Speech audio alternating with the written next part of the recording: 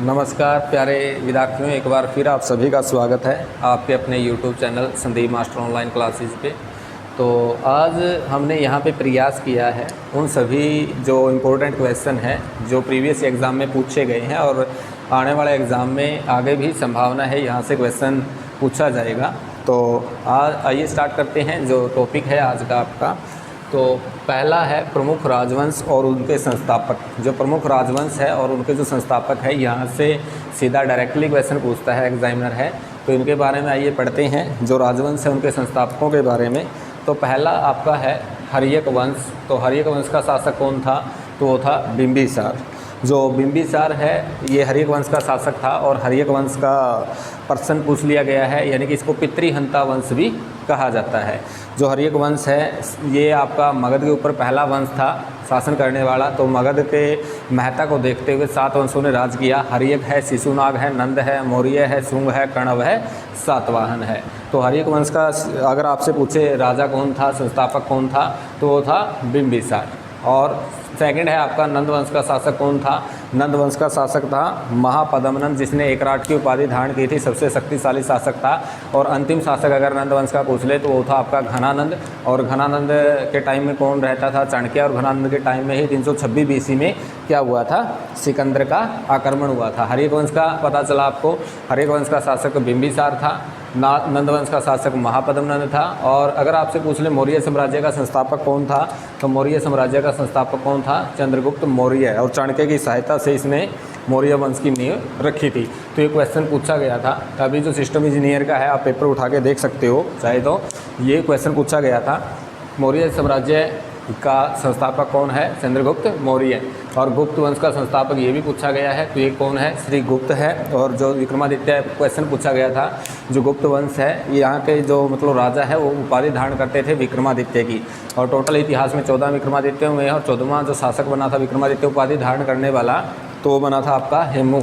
तो मौर्य साम्राज्य चंद्रगुप्त मौर्य है संस्थापक, गुप्त वंश का श्रीगुप्त है। और पाल वंश का शासक कौन था संस्थापक? वो था आपका गोपाल।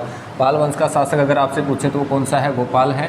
अगर पल्लव वंश का पूछ ले आपसे तो वो कौन सा है? सिंह विष्णु है। राष्ट्रकूट यानी कि काफ़ी बार इम्पोर्टेंट है, ये काफ़ी बार पूछा गया है। राष्ट्रकूट वंश का संस्थापक कौन था? दंतीदुर्ग था। और चालुक्य वातापी वंश का संस्थापक कौन था? पुलकेशिन प्रथम था। और ये पुलकेशिन रविकृति के संतान था। और इसके मतलब साथ हर्षवर्धन का युद्ध हुआ था, तो हर्षवर्धन की हार हुई थी और जो पुलकेशिन प्रथम है उसकी जीत हुई थी। नर्मदा नदी के तट पर युद्ध हुआ था। अगर आपसे पूछ ले पल्लव वंश का सिंह विष्णु, राष्ट्रकूट का दंतीदुर्ग और चालुक्य वातापी शासक वंश का शासक पुलकेशिन प्रथम, चालुक्य कल्याणी वंश। अगर आपसे चालुक्य कल्याणी वंश का पूछ ले तो तलप द्वितीय। जो भोजराज वाला है तो तलप सेकंड रहेगा। चोल वंश का संस्थापक काफ़ी बार पूछा गया है, विजाल्य है। सेन वंश का सामंत सेन है। और गुर्जर प्रतिहार वंश का यानी कि जो संस्थापक था वो था नागभट्ट। और चौहान वंश का संस्थापक था वासुदेव। चौहान वंश का संस्थापक था वासुदेव। और चंदेल वंश का था नन्नुक। चंदेल वंश का शासक अगर आपसे पूछे तो कौन सा था?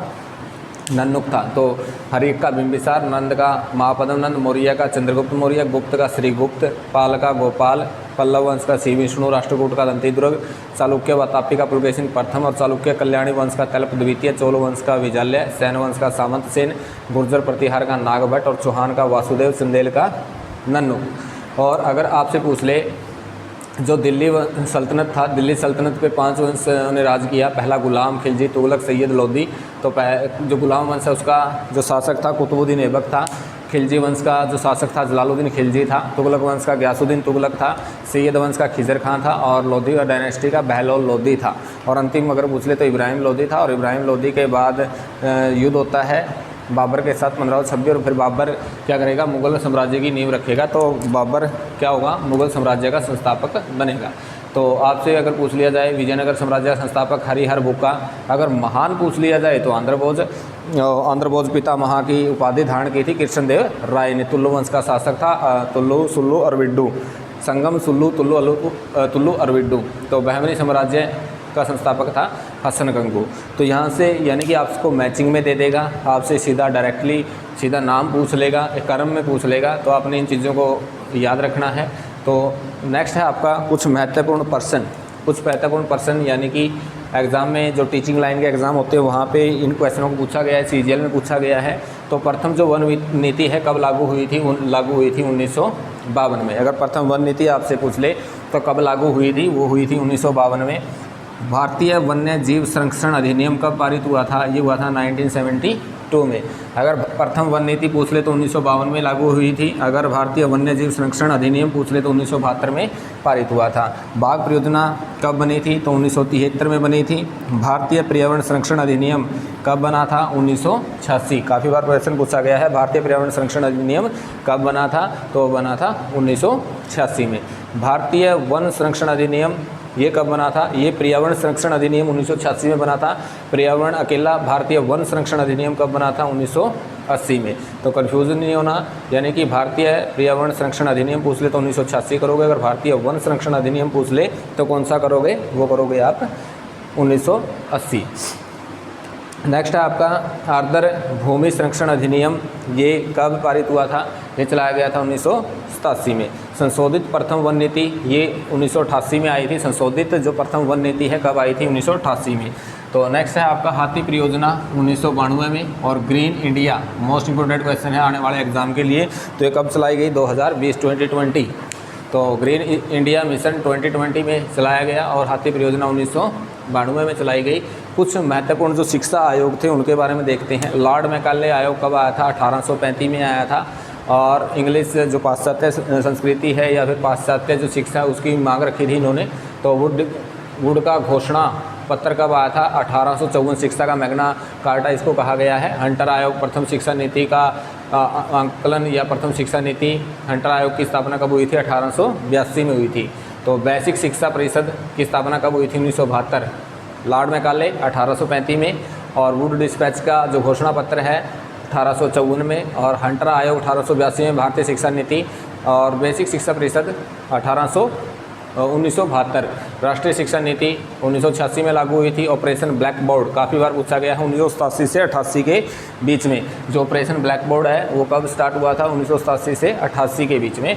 मिड डे मील दोपहर के भोजन की जो व्यवस्था है कब से स्टार्ट की गई थी? मिड डे मील जो स्कीम है 1995 से। स्कूल चलो अभियान ये कब लागू किया गया था? 1995 के दौरान। सर्व शिक्षा अभियान ये भी पूछा गया है और यहाँ से सर्व शिक्षा अभियान है। बीएड में भी सीधा क्वेश्चन पूछा जाता है 16 मार्क्स का या 4 मार्क्स का 8 मार्क्स का। तो सर्व शिक्षा अभियान 2001 में।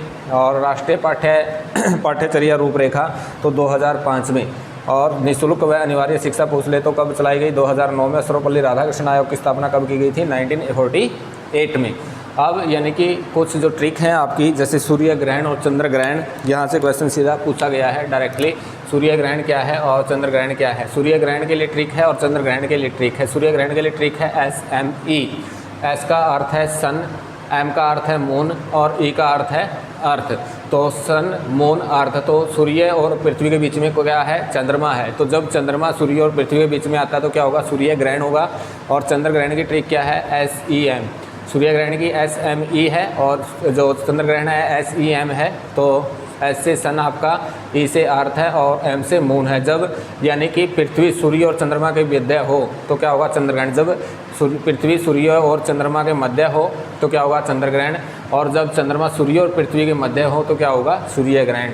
और 3 जनवरी पृथ्वी सूर्य के निकट होती है तो उसको बोला जाता है उपसौर, काफ़ी बार पूछा गया है। और 4 जुलाई पृथ्वी जब सूर्य के अधिक दूर हो तो उसको बोला जाता है उपसौरिक। यानी कि 3 को मिलन हुआ और 4 को जुदा हो गई। 3 जनवरी पृथ्वी सूर्य के निकट उपसौर और 4 जुलाई पृथ्वी सूर्य से अधिक दूर होने के कारण उपसौरिक। काफ़ी बार क्वेश्चन पूछा गया है तो आप इसको ऐसे याद कर सकते हो, 3 को मिलन होता है और 4 को जुदा हो जाते हैं। तो विश्व में हरित क्रांति के जनक थे डॉक्टर नॉर्मन बोरलॉग और ये क्या थे? अमेरिकी कृषि वैज्ञानिक थे। जो नॉर्मन बोरलॉग थे ये अमेरिकी कृषि वैज्ञानिक थे और विश्व में हरित क्रांति का जनक इनको माना जाता है। अगर भारत में हरित क्रांति का जनक पूछ ले तो वो कौन सा होगा? MS स्वामीनाथन। क्वेश्चन पूछा गया है भारत में अगर पूछ ले तो MS स्वामीनाथन, विश्व में अगर पूछ ले तो डॉक्टर नॉर्मन बोरलॉग और अमेरिकी कृषि वैज्ञानिक थे। हरित क्रांति में सर्वाधिक वृद्धि हुई थी, ये भी पूछा गया है। तो गेहूं और धान का जो उत्पादन है उसमें सर्वाधिक वृद्धि हुई थी हरित क्रांति में। और नुकसान किसका हुआ था? सर्वाधिक नुकसान हुआ था दलहनी फसलों का। और बोरलॉग पुरस्कार किसमें दिया जाता है? ये दिया जाता है कृषि के क्षेत्र में। बोरलॉग पुरस्कार कब दिया जाता है? ये दिया जाता है कृषि के क्षेत्र में। ये आपके लिए मोस्ट इंपॉर्टेंट क्वेश्चन थे एग्जाम पॉइंट ऑफ व्यू से, और आने वाले एग्जाम में डेफिनेटली क्वेश्चन पक्का बनेगा यहाँ से। तो उम्मीद करते हैं आपको वीडियो अच्छी लगेगी। प्लीज़ चैनल को लाइक, शेयर और कमेंट करना और सब्सक्राइब करना ना भूलें।